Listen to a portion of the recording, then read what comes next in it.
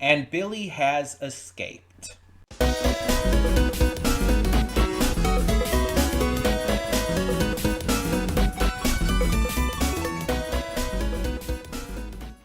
Hey everyone, welcome to Prince of the Gay. I'm your host Connie, and today we are here with my blind reaction to episode 18 of Undead Unluck, and it's been a while.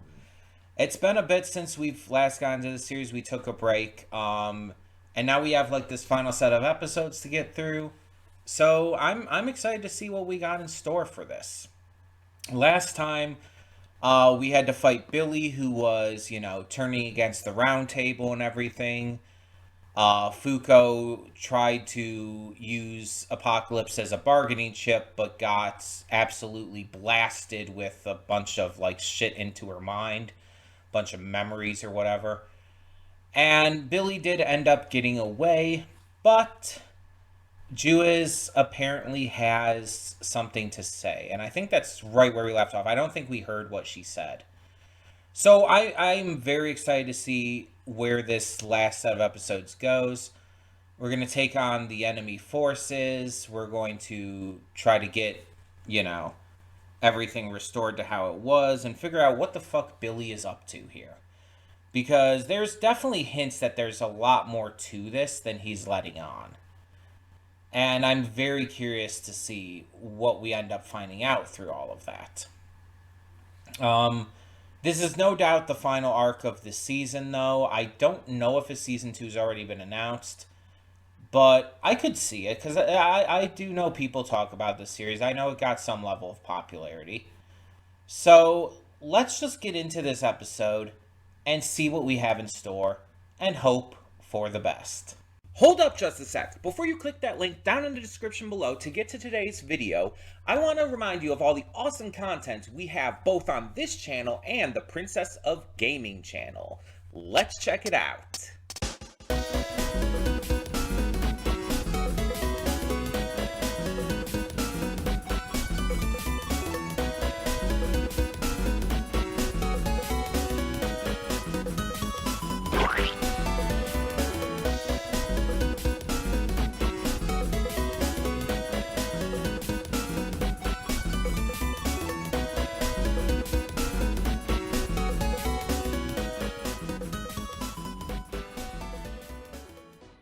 And we are back, and we'll begin with spoilers in 3, 2, 1, now.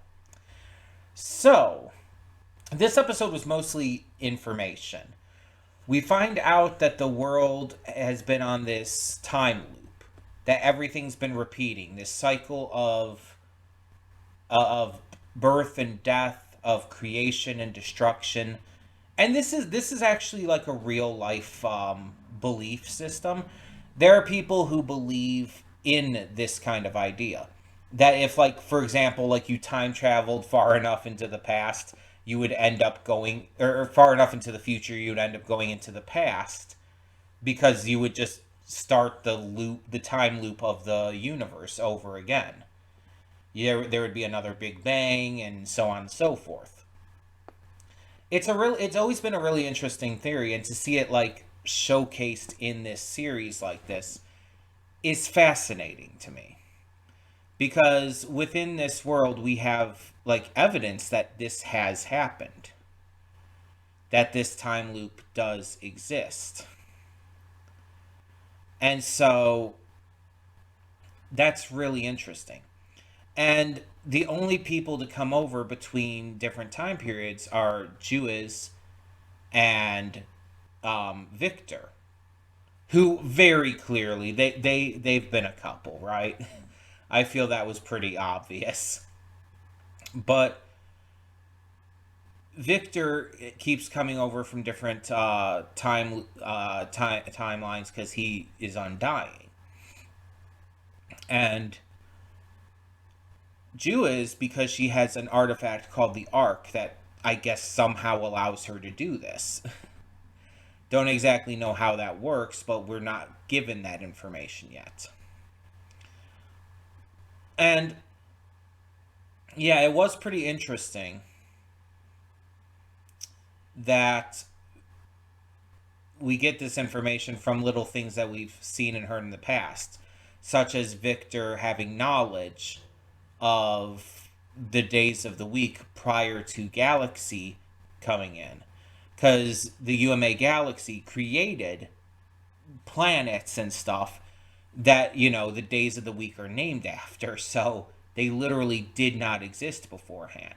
And finding out that the meteorites that Fuko has been drawing down because of her unluck has all been pieces of the previous Earths is wild as well.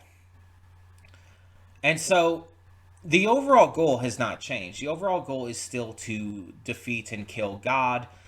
And now we just know that the bigger picture is to stop the time loop, to prevent this endless cycle of creation to Ragnarok from continuing. And I'm wondering if stopping this cycle would set the world into a more realistic, fully normal world as we think of it, in real life. I wonder if that would set it to that. But I don't know too, because there's a lot of different factors, because it depends on how I feel like if they kill God and stop the cycle and everything, it's just going to continue as it is. So for example, their current missions are to eliminate 3 of the seasons and then capture the other, because the UMAs are named after the seasons. There's spring, summer, autumn or fall, and winter, and we're supposed to eliminate 3 of the 4. And that would cause the seasons to no longer exist, right? So there would be, for example, no more winter. Winter just would not exist anymore. Meaning that throughout the entire world, throughout all of Earth, there would only be one season. The temperature, the climate would always be exactly the same. It's wild to think about. But then if they stopped and killed God and everything, wouldn't it just stay as it is? But I guess we don't know. It's hard to say how this would all turn out. But we see also that Under have the same goal, just they're willing to, take more drastic measures, kill people a lot more easily, and cause widespread destruction in order to achieve that goal. Because they see it as worth it. The ends justify the means. But Ju is, she wants to, protect and save as many as possible. She doesn't want to kill people. She wants this to be handled peacefully. And that's fair. And I like how, despite not being able to give anything more than, very, meager proof, everyone still chooses to follow her because they trust in her justice. They understand that she is telling the truth, and they believe her. And so they're still willing to follow her. And so now Fuko and Andy are being sent to get a book that's supposed to help them, supposed to have information on the future and past.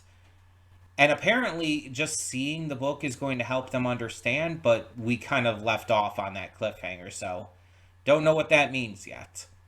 But I'm definitely excited to find out, because this is definitely getting a lot more lore heavy, a lot more wildly intense.